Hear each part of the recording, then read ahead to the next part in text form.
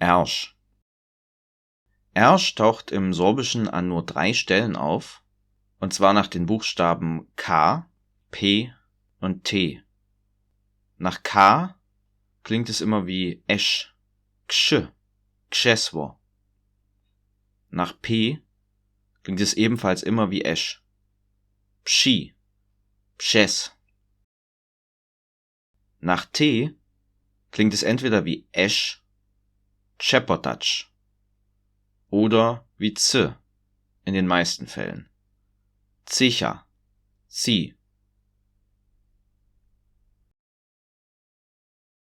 Ersch. Krzy. Krzeszczan. Krzesło. Krzida. Krzidło. Krzynia. Krzywica. Krzyły. Krzyż. Krzyżer. Krzyżniszczo. Pszy. Psza. Przeco. Przeczel. Przeczelka. Przeciwo. Przed. Przedacz. Przedajn. Przedawarka. Przediszcznik. Przedwocha. Przedmieno. Przednożk. Przeducho.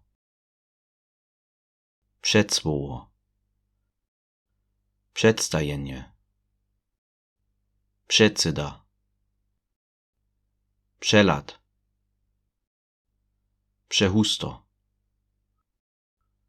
Przekot. Przekwapienka. Przełożyć. Przepozdże. Przerysk. Przestacz. Przestałka. Przestręc. Przez. Psi. Psibru. Psidałk. Psiłosowacz. Psihod. Psijecz. Przykład. Przynieść. Przynoszk. Przypad. Przypudla. Przypołdnio. Przypołdnica. Przyroda. Przysłowo.